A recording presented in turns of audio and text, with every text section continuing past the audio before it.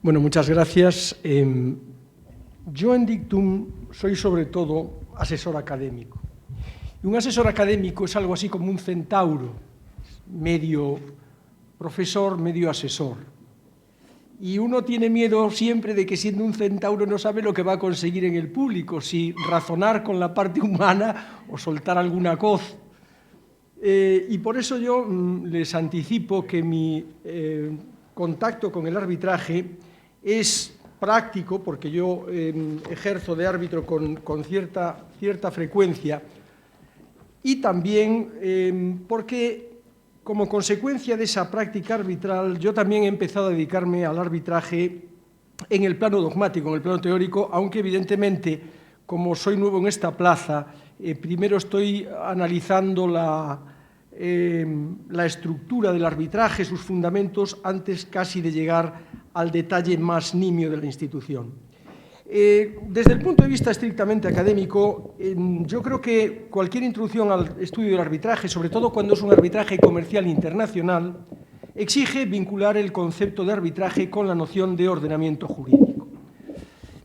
Cuando a un alumno se le pregunta qué significa lo que dice el artículo primero, número 1 del Código Civil Español, que dice: las fuentes del ordenamiento jurídico español son la ley, la costumbre y los principios generales del derecho, suele pensar que el concepto de ordenamiento se refiere al conjunto de leyes, de normas que hay ahí, las reglas de juego de nuestro sistema jurídico. Pero en realidad el concepto de ordenamiento alude a una agrupación de personas, a una comunidad de sujetos que es capaz de dotarse a sí misma de un sistema de funcionamiento, de unas reglas de organización y de producir sus propias fuentes normativas. Y por eso lo que era una amalgama de sujetos en unas relaciones sociales se convierte en un agregado de relaciones jurídicas. Es decir, como decía un jurista italiano, Santi Romano, las relaciones jurídicas solamente son posibles, solamente tienen sentido en el contexto de un ordenamiento. Pero esas relaciones jurídicas pueden ser de diversos tipos. Las hay de colaboración, las relaciones contractuales son relaciones de colaboración. Hay relaciones de exclusión, las relaciones de derecho real. El derecho real excluye a los demás, el propietario puede imponer su propiedad y expulsar a todos aquellos que no la quieran respetar. Y también existen relaciones de conflicto, relaciones que en principio pueden ser latentes, conflictos de intereses que no se han manifestado todavía pero que están ahí, o bien pueden ser conflictos actuales que se han convertido ya en controversias. Y cuando eso sucede, el ordenamiento jurídico, que necesita garantizar la paz en el propio sistema, tiene que arbitrar medios para la solución de esas controversias. Típicamente, el instrumento fundamental en la organización de un ordenamiento jurídico, cuando se dota de personalidad y se convierte en Estado, es que ese Estado tenga un poder judicial que, a través del ejercicio de una función, de una potestad pública, que es la jurisdicción, y por medio de un instrumento que se llama el proceso, solucione esas controversias. En este sentido, si nosotros echáramos un vistazo a nuestra Constitución, veríamos que los artículos 117 y siguientes dicen que el poder de juzgar y hacerlo cumplir lo juzgado le corresponde a los tribunales, y que la justicia que emana del pueblo y se ejerce en nombre del rey se confía a los tribunales, etcétera, etcétera. Curiosamente, además de esos artículos, nos encontraremos que la Constitución española tiene otro muy lejano, que es el artículo 24, que habla del derecho a la tutela judicial efectiva. Esta es una parte de la cuestión. La otra parte, y vuelvo a la idea del ordenamiento, es que si un ordenamiento es una organización de sujetos que es capaz de dotarse a sí misma de un sistema jurídico, tendríamos que reconocer que ordenamientos jurídicos hay muchos. Uno por Estado, como mínimo, más luego hay ordenamientos infranacionales.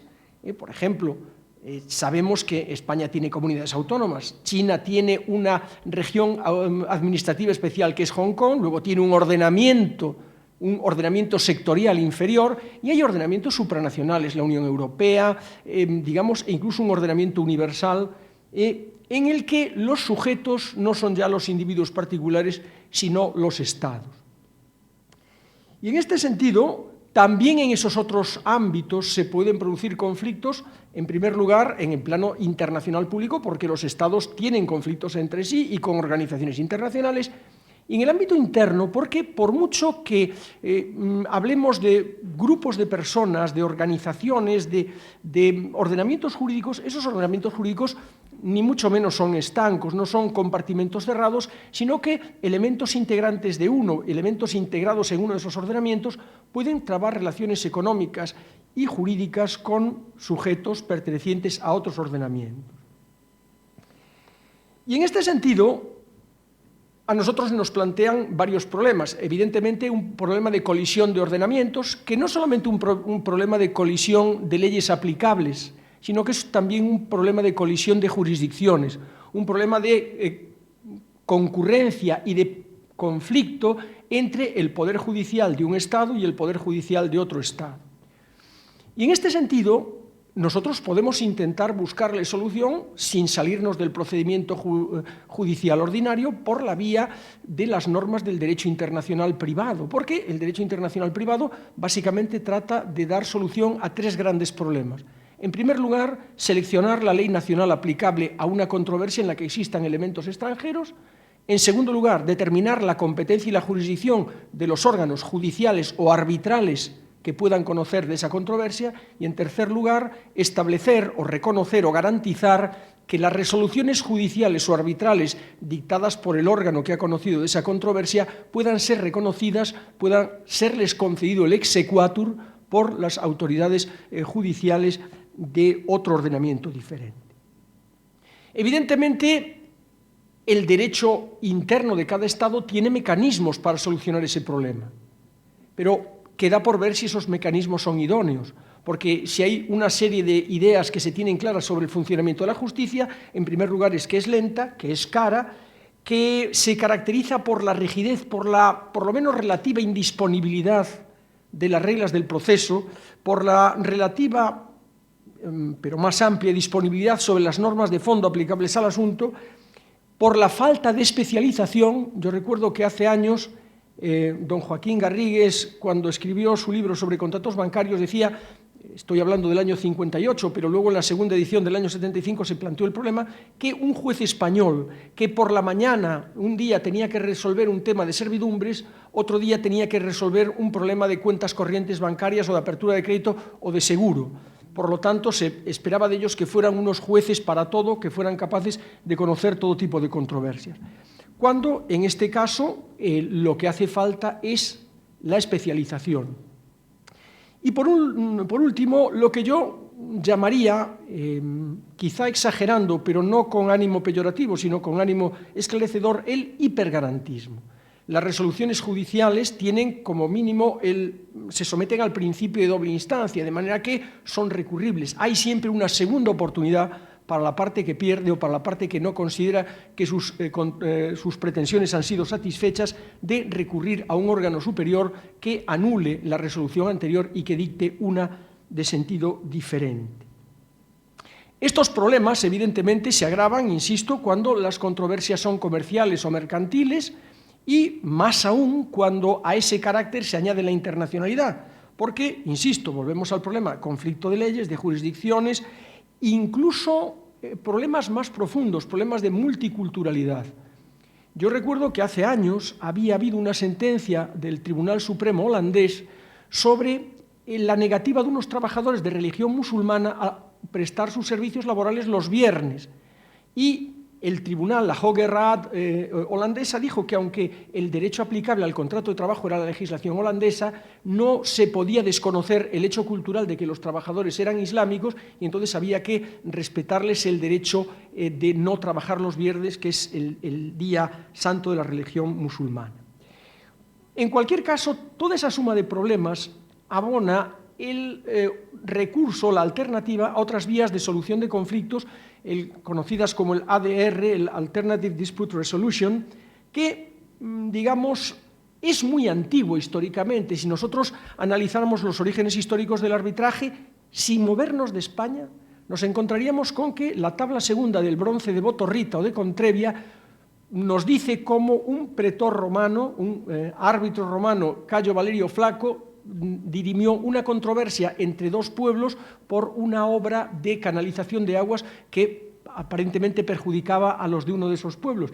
Y en el proceso romano, el pretor normalmente confería la solución definitiva del litigio a un árbitro que no era un magistrado, digamos, de la jurisdicción, por decirlo de algún modo, la jurisdicción estatal, sino que era un personaje público conocido de buena reputación y que se esperaba de él una actitud ecuánime. Insisto, la figura es muy antigua, pero quizá el impulso a esta figura es muy reciente. Probablemente haya que situarlo en los años 60 en Estados Unidos, cuando el movimiento del Critical Legal Studies y del realismo legal intenta, entre otras cosas, garantizar que el derecho sea verdaderamente accesible a cualquier persona, que todo el mundo pueda acceder a soluciones jurídicas no necesariamente jurisdiccionales, breves y eficaces, y por eso empiezan a promover, no a crear, insisto, a promover medidas como la mediación, la conciliación, los ombudsmen y, evidentemente, el arbitraje. En España, la regulación del arbitraje, insisto, no solamente es muy antigua, podíamos, sin ir a la época romana, ir a los textos medievales, pero no deseo machacarles a ustedes con estos antecedentes y me remontaré a la Ley de Enjuiciamiento Civil de 3 de febrero de 1881, cuyos artículos 790 al 830 contemplaban el juicio por árbitros. Esa ley es anterior en 8 años al Código Civil de 1889, que dedicaba dos artículos, en 1820 y en 1821, al contrato de compromiso o arbitraje. ¿Qué nos revela esto? Nos revela dos cosas. En primer lugar, nos revela que el derecho español, en un primer momento, mira al arbitraje como una materia susceptible de regulación por partida doble, pero no como hacen con el derecho mercantil, Código Civil frente a Código de Comercio, sino que la división tiene otro sentido, derecho material frente a derecho procesal. El Código Civil se encarga del contrato llamado de compromiso o arbitraje, que planteó, como les diría a ustedes dentro de un momento, problemas teóricos y prácticos bastante profundos, y por otra parte el tema procesal, en el que el Código Civil se remitía a la Ley de Enjuiciamiento Civil. Posteriormente ha habido varias leyes hasta llegar a la actual, la Ley 60/2003 de diciembre de arbitraje, que en los últimos años se caracterizan por presentar al arbitraje como una institución única pero compleja. Única y compleja porque el arbitraje es al mismo tiempo un contrato, un negocio jurídico, a veces incluso ni siquiera un contrato, hay arbitrajes testamentarios. Y, por otra parte, evidentemente, es algo procedimental, es un verdadero procedimiento arbitral. Es un procedimiento, evidentemente, privado, no se recurre a la jurisdicción ordinaria, no se recurre al Poder Judicial del Estado, es una medida de solución de conflictos heterocompositiva, porque la resolución del conflicto no se deja exclusivamente en manos del libre acuerdo de las personas que se ven afectadas por él, sino que se confía a un tercero y tiene una serie de ventajas que son paralelamente la contrafigura de los defectos del proceso judicial, donde había lentitud y rigidez, flexibilidad, donde había carestía de la justicia, reducción de costes. A todo esto, ¿de qué depende la reducción de costes? Depende de que no recurramos en el arbitraje al letrado ni al procurador, o sea, de que los requisitos de representación y postulación procesales del juicio civil no se empleen. Esto no significa que esté prohibido, es un poco ofrecerle al justiciable la alternativa de venir protegido por su letrado e incluso por un procurador, o bien no recurrir a ellos, pero bueno, y que no tener que incurrir en esos costes, pero que a cambio, bueno, pues tienes menos seguridad jurídica, estás menos protegido. Digamos que ese problema se soluciona con otra de las características del arbitraje que, digamos, solventan el problema de la jurisdicción civil, porque en el arbitraje lo que sí hay es posibilidad de especialización del árbitro. El arbitraje, a diferencia de la jurisdicción, se basa en la voluntad, por eso, en primer lugar, nos encontramos un contrato de compromiso. Y ese contrato de compromiso nos dice que los que nos comprometemos vamos a buscar a otra persona, el árbitro, y en principio nosotros podemos seleccionar a esa persona o podemos encargar a otro que nos las seleccione. Pero en cualquier caso, tanto si somos nosotros como si es una institución arbitral la que vaya a designar a ese tercero, lo más probable, lo seguro, se puede garantizar, es que ese tercero razonablemente será no un juez inespecífico, por muy buena formación general que tenga, sino un jurista especializado en arbitrajes marítimos, arbitrajes bancarios, arbitrajes de inversiones, etcétera, etcétera. Hay luego, evidentemente, una mayor seguridad jurídica. Ojo, seguridad en el sentido de que en el arbitraje el principio de doble instancia típico del proceso civil, si no desaparece, se ve drásticamente mermado. Si en un proceso civil a nosotros no nos dan la razón porque entendemos que el juez no ha considerado todas las pruebas, no las ha valorado debidamente o no ha aplicado bien el derecho o no la ha interpretado debidamente, nosotros podemos recurrir, podemos apelar e incluso sin volver a plantear las cuestiones de hecho podemos recurrir en casación planteando precisamente la deficiente fundamentación jurídica de la resolución. Pero en el arbitraje se va a la instancia única, de manera que salvo por circunstancias muy concretas que tienen que ver o con la propia validez del consentimiento de las partes o con el hecho de que el objeto del arbitraje no estuviera dentro del contrato o que fuera una materia indisponible o que no se hubiera respetado el procedimiento, todo lo demás no permite impugnar un arbitraje. Por tanto, la seguridad para el que obtiene un laudo definitivo firme de que eso es prácticamente intocable, salvo en circunstancias muy concretas y yo diría prácticamente excepcionales. Y una última característica es la confidencialidad. Frente al carácter público del proceso, las partes en el arbitraje suelen tener un especial interés en que su nombre no salga por ahí, que el procedimiento se mantenga en la mayor de las discreciones, precisamente porque a veces, y esto la prensa nos lo muestra, cuanto más pública es la existencia de la controversia, más difícil es su arreglo, porque todo el mundo piensa, si yo llego a un arreglo es que no tengo la razón, si yo llego a un arreglo es que me estoy bajando los pantalones, etcétera, etcétera. No, mantengamos la confidencialidad porque el secreto es quizá una de las vías más adecuadas para mantener la posibilidad de una solución amistosa o por lo menos una solución rápida.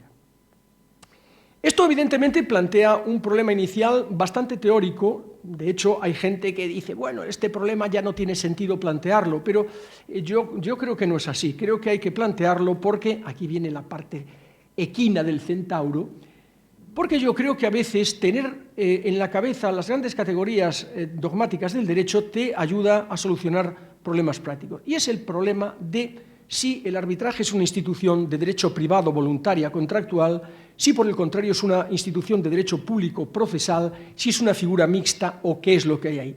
Y dirán ustedes, ¿qué importa eso? Pues importa porque si es una institución procesal, la libertad de las partes para convenir en el arbitraje o para diseñar las reglas de procedimiento o para, regular la materia de presentación, admisibilidad, etcétera, de las pruebas, se verá muy reducida. Predominará el derecho del proceso, que es un derecho público, y nosotros no tendremos libertad para decidir. En segundo lugar, por el contrario, si es una institución de carácter contractual, evidentemente el arbitraje es disponible. Podemos ir a un arbitraje si queremos y por eso lo pactamos. Una vez pactado, podemos designar al árbitro o encargar a otros que lo designen para nosotros. Podemos establecer nosotros las reglas del procedimiento. Pero eso evidentemente también tiene sus riesgos. ¿Cómo garantizamos la igualdad de las partes, la audiencia, la contradicción, los grandes principios procesales? Más aún, ¿tiene sentido aplicar los grandes principios procesales en el arbitraje? Y les voy a un caso que me ocurrió a mí, intentaré contarlo de forma breve. Es el problema del principio de congruencia. El juez debe resolver afirmativa o negativamente solamente sobre aquellos temas que se le han pedido. Yo les cuento el problema. A mí me piden en un determinado momento la anulación de unos acuerdos sociales porque se consideraba que atentaban al interés social en beneficio de unos accionistas. Evidentemente, si yo estimaba la pretensión, esos acuerdos estaban anulados. Pero resulta que como consecuencia de esos acuerdos se habían llevado a cabo contratos con terceros que no habían sido partes en el arbitraje, negocios diferentes, negocios que en aquel momento eran perfectamente válidos y que un tercero de buena fe no tenía por qué soportar sus consecuencias. Y entonces mi decisión fue la siguiente. Primero, se anulan estos acuerdos sociales. Segundo, se obliga a la sociedad que adoptó los acuerdos y que tiene el 60% del capital social de la sociedad que ha comprado los derechos que estaban en cuestión, a que use su poder para que la otra sociedad tome un acuerdo de retrotraer.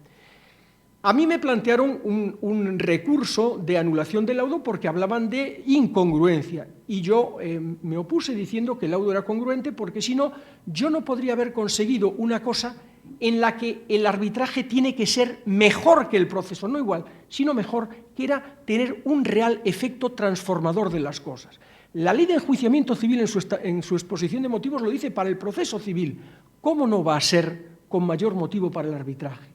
Es que yo voy a ser, por el principio de congruencia, que tengo que respetarlo, eso sí, va a ser más libre, más flexible la legislación procesal de derecho público que el régimen del arbitraje. A mí me parecía, sinceramente, que eso era una barbaridad. Prueba de ello es que la Audiencia Provincial de La Coruña desestimó la demanda de impugnación y, bueno, pues convalidó el arbitraje.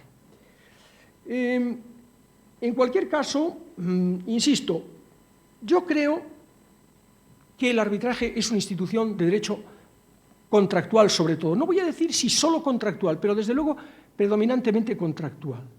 Insisto porque, para empezar, el árbitro no es un juez de la carrera judicial, no es un funcionario estatutario del Ministerio de Justicia. En segundo lugar, el arbitraje en sí mismo no es un proceso. Si yo me dirijo a un árbitro que es un sujeto particular pidiéndole justicia, no estoy ejerciendo el derecho típico de acción, que es el que fundamenta el proceso. El derecho de acción, lo que los alemanes llaman el Klagerecht, es un derecho que no se dirige entre las partes, sino entre el actor o el demandado frente al juez como órgano del poder público. Es un derecho público a impetrar la reacción del Poder Judicial. Y evidentemente aquí no hay ningún sujeto público, ninguna parte pública frente a la que yo pueda instar ese derecho.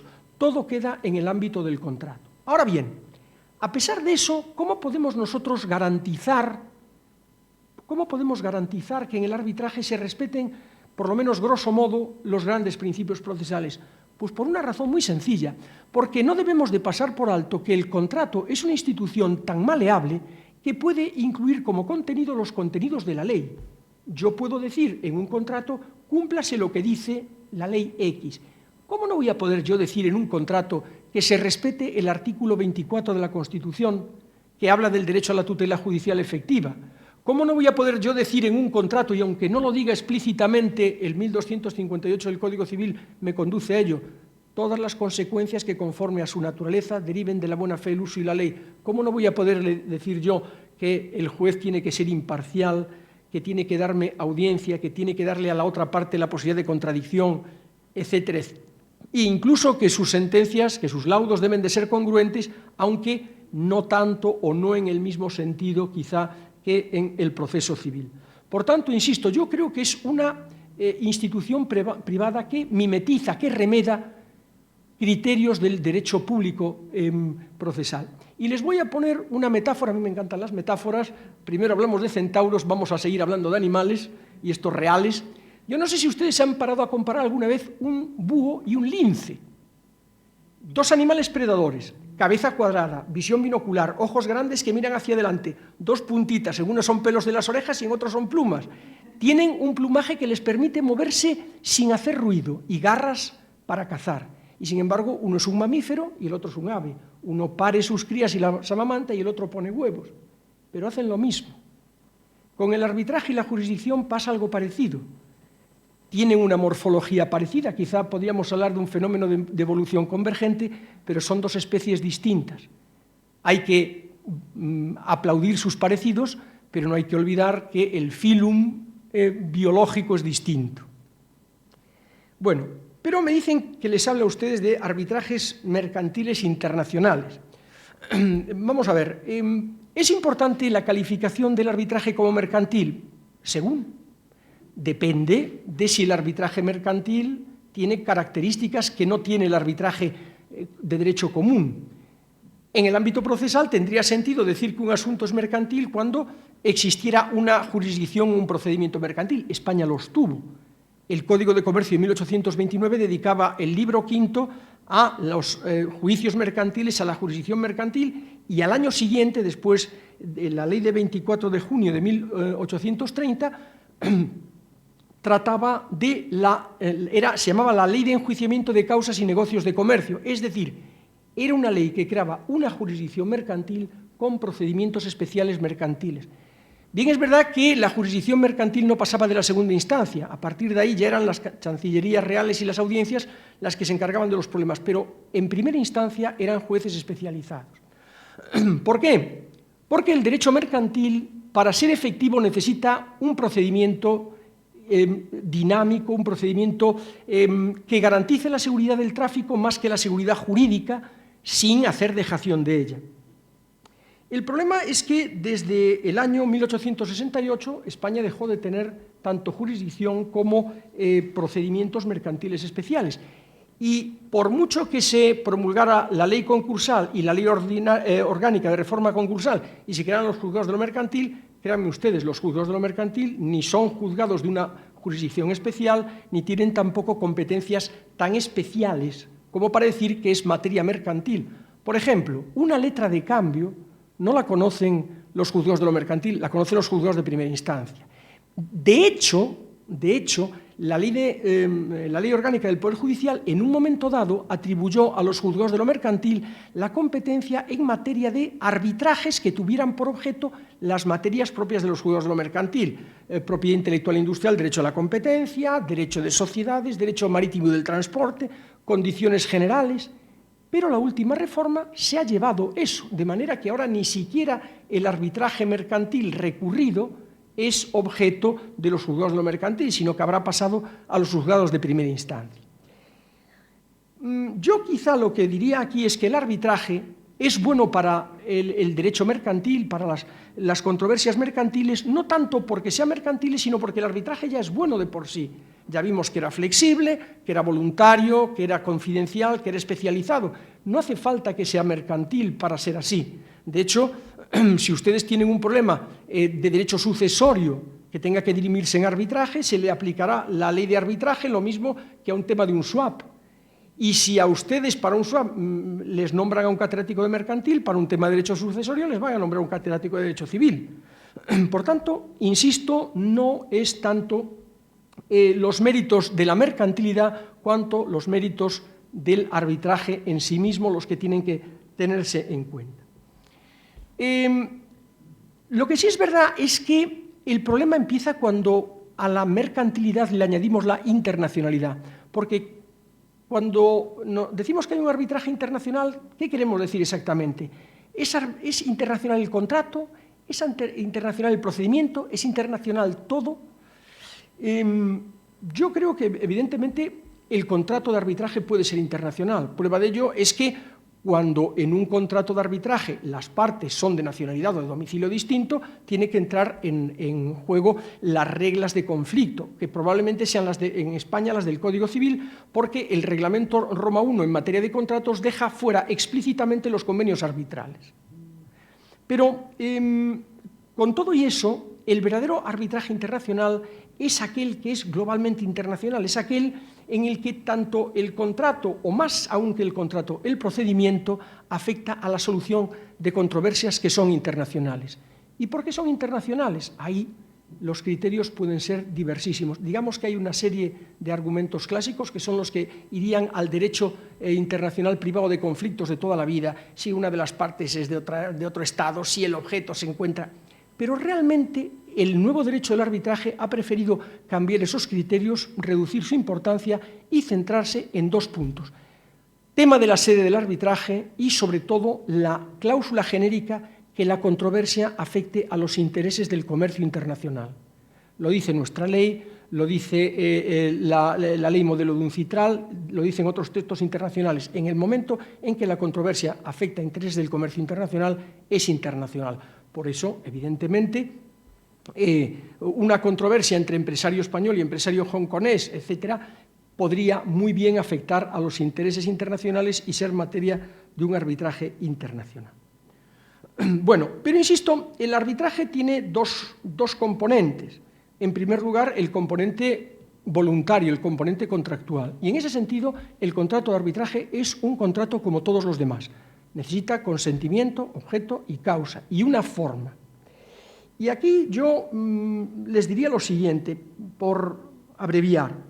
En primer lugar, el contrato de arbitraje, desde el punto de vista del consentimiento y la forma, yo diría que ha evolucionado de ser un contrato rigurosamente formal a ser un contrato, digamos, en el que la forma tiene solamente efectos de carácter probatorio. Primero se decía que tenía que hacerse obligatoriamente por escrito, firmado por las partes. Esto es un formalismo muy estricto. Pero con el paso del tiempo, los convenios, las leyes, etcétera, han ido derivando, no solamente porque han dicho, bueno, es que aquí se pueden tener por existente un arbitraje cuando hay un intercambio de cartas, ya no es un documento único formado por ambos y que explícitamente sea claro en cuanto a la cláusula arbitral, sino que, bueno, pues ya es un intercambio de correspondencia. También, por ejemplo, cuando se usan medios de comunicación a distancia, telex, el fax, telegrama, otros medios de comunicación a distancia, siempre que puedan dejar constancia de su contenido, que su contenido sea accesible. Bueno, todavía nos estamos moviendo en el ámbito del concepto amplio documento, pero aquí es donde ya nos salimos por completo y decimos que existe un válido convenio arbitral y tiene efectos por el simple hecho de que demandante y demandado intercambien entre sí los escritos procesales de demanda y contestación y en ninguno de ellos el otro oponga la excepción de arbitraje. Ya solo con eso el arbitraje es válido. ¿Qué significa esto? Pues que nosotros hemos pasado de la forma constitutiva a la forma meramente probatoria, que se sepa que aquí hubo la voluntad de arbitrar, no hace falta más.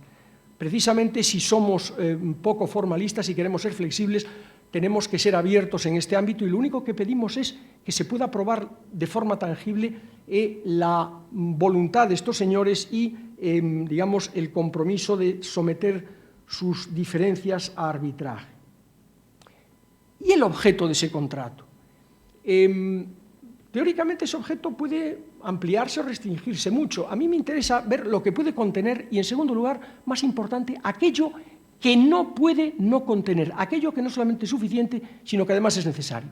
Teóricamente yo en una cláusula de arbitraje puedo contener las siguientes cosas. En primer lugar, la voluntad de arbitrar. Segundo, las materias de las cuales pueden surgir las controversias en materia de arbitraje. Tercero, la designación de los árbitros. Cuarto, indicar si se va a fallar en derecho o en equidad e incluso elegir el derecho aplicable. Quinto, fijar las reglas, designar los árbitros. Y por último, incluso fijar las reglas de procedimiento. Todo eso puede estar en una cláusula arbitral, en un contrato de arbitraje. Ahora bien, ¿qué es lo absolutamente imprescindible?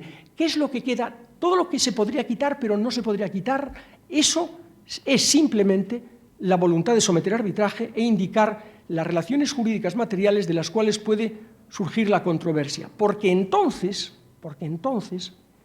las leyes de arbitraje, sean internas o sean internacionales de tipo convencional, ya me dicen a mí quién puede designar los árbitros. Basta leer, creo que es el artículo 4 del Convenio de Ginebra de 1961, que va desgranando a quién puedo ir yo a pedirle que me nombre árbitros, distinguiendo si es un arbitraje ad hoc, uno que pactamos explícitamente para un supuesto, nosotros sin recurrir a una institución arbitral, o cuando es un arbitraje por medio de una cámara de comercio, de una institución arbitral, etcétera, etcétera. Entonces, en cuanto al objeto, una cuestión muy importante en cuanto al objeto, y es la cuestión de la disponibilidad de las materias para que puedan ser objeto de arbitraje. La ley española dice que pueden ser objeto de arbitraje todo tipo de controversias siempre que se refieran a materias susceptibles de arbitraje. Y aclara, son susceptibles de arbitraje las materias disponibles. ¿Y qué es una materia disponible? Vamos a ver. Había una teoría muy restringida que dijo: no son materias disponibles aquellas que estén reguladas por normas de derecho imperativo. Aquí ya se ha hablado del derecho imperativo. Bien, si eso fuera cierto, resultaría que no se pueden poner cláusulas de arbitraje en los conocimientos de embarque, Resultaría que no puede haber arbitraje societario en las sociedades de capital o en las sociedades cooperativas porque están regidas por normas de derecho imperativo y, sin embargo, no es así. Es evidente que existen arbitrajes marítimos incorporados a conocimientos de embarque, es evidente que existen arbitrajes societarios. Entonces, ¿cuál es la materia indisponible? Yo creo que es materia indisponible, materia que teóricamente no se puede someter a arbitraje, aquella en la que está en juego un interés general, el típico interés del que es portador a la administración pública y que, por tanto, los particulares no pueden disponer de él. Por ejemplo, yo puedo discutir en arbitraje si este señor me ha copiado mi marca, si este señor ha infringido mis derechos marcarios. Lo que no puedo plantear en arbitraje es digamos, la fuerza distintiva de la marca, la novedad de la patente, etcétera, porque eso a quien le corresponde valorarlo es al registro de la propiedad industrial, al registro de marcas y patentes y, en caso de que se entre en un procedimiento judicial, a la jurisdicción contencioso-administrativa. Por tanto, eso no puede ser, digamos, teóricamente materia de arbitraje. Pero aquí, yo no sé cómo voy de tiempo, me imagino que fatal. ¿Cómo voy? Va bien, va bien. Muy bien, bueno. Pero yo quisiera decirles una cosa. Si alguien plantea... 10 minutos, vale. Si alguien plantea la cuestión de los arbitrajes internacionales, tiene que ser por algo, no es simplemente para poner de manifiesto el hecho económico o socioeconómico de que de 5 contratos internacionales comerciales que se firman en el mundo, al menos 4 tienen cláusula arbitral. Yo estoy dispuesto a creer que todavía la proporción es mucho mayor. Sino porque hay gente que cree que el arbitraje internacional es un arbitraje mucho más libre que los arbitrajes internos. Y es mucho más libre porque hay gente que piensa que no solamente existe un ordenamiento transnacional de estados, sino que hay un ordenamiento internacional de comerciantes. Un ordenamiento, los comerciantes, los operadores internacionales del comercio, que son capaces de dotarse a sí mismos de un derecho especial, lo que llaman la nueva lex mercatoria. Y en ese ámbito se ha llegado a decir lo siguiente: ojo, no hay materias indisponibles. ¿Cómo es esto? ¿Cómo puedo yo llevar un arbitraje internacional, por ejemplo, un tema de esos de marcas o de patentes en los cuales la decisión debería estar en el registro de la propiedad industrial y en los tribunales del orden contencioso administrativo? Muy fácil, porque en el fondo la función del árbitro es como la del juez. El árbitro ni crea el derecho ni garantiza el derecho, lo único que hace es satisfacer pretensiones. Usted viene a mí diciendo que quiere que yo le resuelva esto. Y mi obligación es resolverlo diciéndole a usted: no lo puedo resolver como tú quieres porque tú no puedes disponer de esta materia. Es decir, entre las dos partes se puede celebrar el convenio arbitral. ¿Y ese convenio es nulo? No, genera la obligación de dirimir esto en arbitraje. Segundo nivel, segundo contrato, contrato de dación-recepción de árbitros. Es un contrato distinto, porque en el contrato de arbitraje el árbitro no es parte, el árbitro es un tercero. Ya el Código Civil en 1820 decía: las mismas partes que pueden celebrar una transacción pueden someter la controversia a la decisión de un tercero. ¿Por qué le llaman tercero? Porque no es parte en el contrato. Entonces el árbitro no es parte en el contrato de arbitraje. Para meterle al tío en el juego hace falta hacer un segundo contrato, que es el contrato de dación-recepción de árbitros. ¿Y ese contrato qué es? En el fondo es un contrato de mandato. Yo le encargo a este tío que haga un acto jurídico por cuenta mía, de las dos partes que van a litigar. Oye, tenemos este problema, resuélvelo. Y si el tío lo acepta, no es más que un mandatario civil o mercantil. Y ese contrato tampoco deja de ser válido porque la materia comporte un interés general que sea indisponible. Estos tíos lo único que dicen: yo voy a conocer esta materia y voy a laudar. Cuando llegue el momento del laudo, este tío tendría que decir: mi laudo es este, y lo justifico en que hay un interés general que no puedo tocar. A mí me parece que la ley española de arbitraje se ha pasado. Ha llegado a unos límites que no tendría por qué haber llegado y que no debería haber llegado a esos límites, nos lo está demostrando el arbitraje internacional. Lo cual me lleva a una última cuestión, o casi, que es la siguiente. Hemos dicho que las partes pueden elegir el derecho aplicable a la controversia. Ese derecho puede ser el derecho de un Estado, evidentemente. Mira, pues puede ser el Estado de alguna de las partes, o puede ser el derecho de un tercer Estado. Yo hace años vi un contrato de transporte marítimo entre una empresa española y una empresa jordana que utilizaba el formulario BIMCO, la póliza Baltime, que es una póliza de fletamento por tiempo, con una cláusula de arbitraje que dice arbitraje en Londres, derecho aplicable inglés. Claro, un juez español en un pleito estrictamente interno podría decir, oiga, no hay conexión real alguna. Pero si uno lo piensa bien y se mueve, sube de nivel y pasa al derecho del comercio internacional, dirá, es clarísimo, el derecho inglés y el arbitraje en Londres dominan la práctica del arbitraje internacional. Y en este sentido, insisto, todavía cabría una última posibilidad, que es citar y designar como derecho aplicable la lex mercatoria, es decir, el conjunto de prácticas, de principios, de usos internacionales que han ido decantando los propios tribunales arbitrales. Problema. El problema es que hoy por hoy los arbitrajes, por muy internacionales que sean, si uno quiere obtener el exequatur, si uno quiere obtener el reconocimiento en un Estado, tiene que pasar por las horcas caudinas, de irse a ese Estado y obtener del juez que diga, pues sí, yo creo que esto le puedo dar curso, etc. Y yo no sé hasta qué punto los jueces, en un ámbito interno y con unas leyes, unas normas de conflicto propias, podrán decir que se aplique una ley de carácter estrictamente privado, generada por los comerciantes y tal, que no tiene anclaje en ningún Estado. Yo no sé hasta qué punto los Estados nacionales actuales están dispuestos a ceder en ese tema. Última cuestión, quizá el tema del procedimiento. Vamos a ver. En el tema del procedimiento, todo procedimiento y el arbitraje también tiene unos elementos. Quisiera llamar la atención sobre los elementos personales. ¿Quiénes son partes en el arbitraje? ¿Son partes en el arbitraje los mismos que fueron parte en el convenio arbitral? No necesariamente.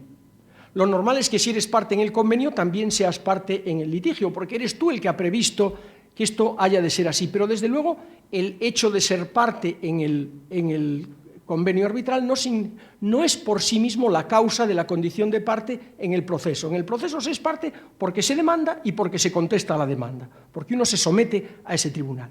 Y esto plantea evidentemente el problema de terceros sujetos que no firmaron el convenio arbitral y que, sin embargo, en un momento dado, pues, se pueden ver afectados por el convenio arbitral. En este sentido, hay varias posibilidades. Por ejemplo, supuestos de cesión, supuestos de representación, de subrogación, estipulaciones a favor o a cargo de tercero en contratos y, por último, evidentemente, los supuestos de grupos de sociedades.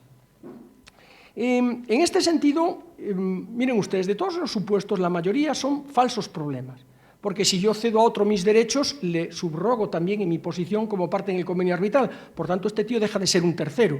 Lo mismo cuando, por ejemplo, en una póliza de seguro de daños que el asegurador paga y se subroga en la posición del asegurado que tenía su propio convenio arbitral con el causante de los daños, con el incumplidor, también este tío deja de ser un tercero y se convierte en parte. Pero hay otros supuestos en los cuales la cosa puede ser más problemática, básicamente en el caso de los grupos de sociedades y en los casos en los que se aplica el common law, el derecho anglosajón, como nos puede pasar no solamente en Inglaterra, sino también en Hong Kong.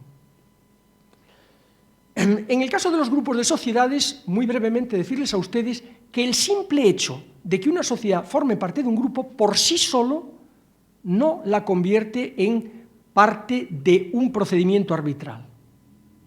Hace falta que esa sociedad dominada, integrada en el grupo, haya tenido participación real en la relación jurídica material de la cual ha surgido la controversia. Entonces, entras en el procedimiento arbitral. Eso tiene su lógica. Nosotros podríamos hablar del levantamiento del velo de la personalidad jurídica, etcétera, etcétera. Pero a mí me preocupa más el problema del common law, porque en el derecho anglosajón es cierto que se reconoce el principio de la relatividad del contrato, la privity of contract, pero se reconoce, como diríamos los gallegos, daquel xeito, daquela maneira. El caso se da en el supuesto del arbitraje entre España y el London Club, el Club de Protección e Indemnización, que cubría los daños causados e imputables al propietario del buque Prestige. España paga las indemnizaciones, el gobierno español quiere que la gente esté contenta, suelta el dinero y luego dice, bueno, yo me voy a un arbitraje, me voy a reclamar contra compañía aseguradora con acción directa. Y la compañía aseguradora le dice, oye, mira, nosotros en las reglas de nuestro club tenemos una cláusula de arbitraje.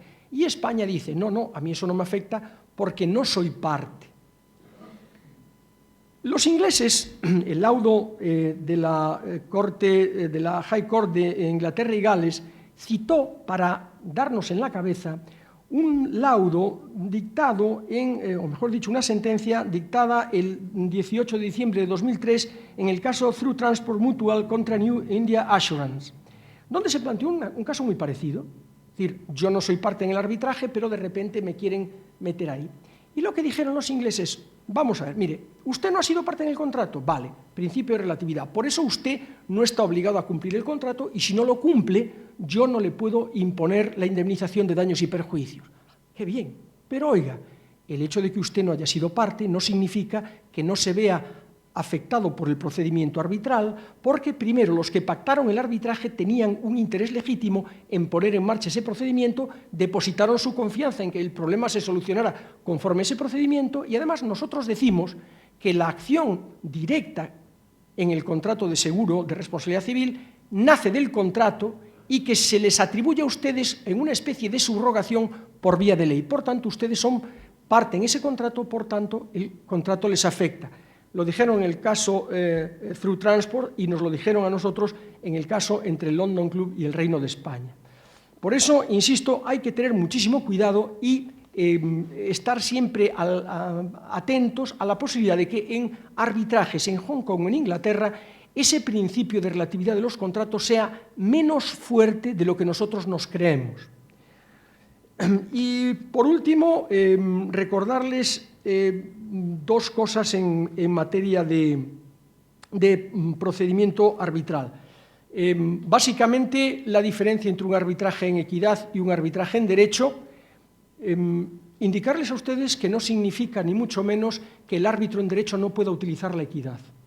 El Código Civil español dice, y creo que esto es una idea que puede ser trasladable a cualquier situación y ordenamiento jurídico, dice que los jueces solamente podrán fallar exclusivamente en equidad cuando la ley se lo permite. ¿Dónde está la necesidad de la ley? ¿En la equidad o en la exclusividad?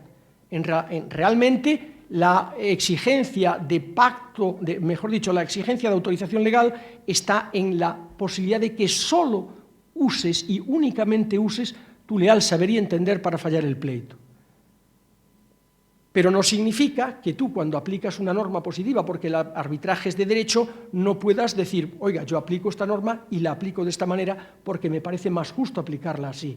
Y no significa tampoco que en un arbitraje de equidad el árbitro no puede decir, yo tengo derecho a fallar según mi leal saber y entender, pero considero que en la norma jurídica positiva hay el suficiente grado de equidad para solucionar este problema y, por tanto, la cito. Y por último, señalarles a ustedes que todo lo que pueden hacer por nosotros los árbitros tiene un límite. Y el límite es que el árbitro no nos puede deparar tutela judicial ejecutiva. El árbitro puede solucionar una pretensión declarativa, absolver o condenar, declarar un derecho o negarlo, constituir una situación o no constituirla, pero no puede hacer cumplir, porque eso es una competencia exclusiva de los tribunales. Y en este sentido, lo que sí pueden hacer los árbitros es acordar la adopción de medidas cautelares. Claro que para eso necesitan la colaboración de los tribunales, que son también quienes tienen que encargarse de ejecutar el laudo. Una advertencia. En el ámbito internacional, cuando se habla del exequatur, del reconocimiento y ejecución de laudos, no nos están hablando de la acción ejecutiva, no nos están hablando de ese procedimiento sumario que nos permite reclamar cantidades con limitación de oportunidades de excepciones, etc. Nos están hablando de otra cosa. Nos están hablando de que un laudo dictado conforme a una jurisdicción, a un ordenamiento A, pueda ser reconocido como igualmente eficaz, con fuerza de cosa juzgada, con obligatoriedad, con ejecutividad en otro ordenamiento jurídico B. Eso no significa un tema de ejecución, significa un tema de eficacia de la sentencia proveniente de un ordenamiento en otro ordenamiento distinto.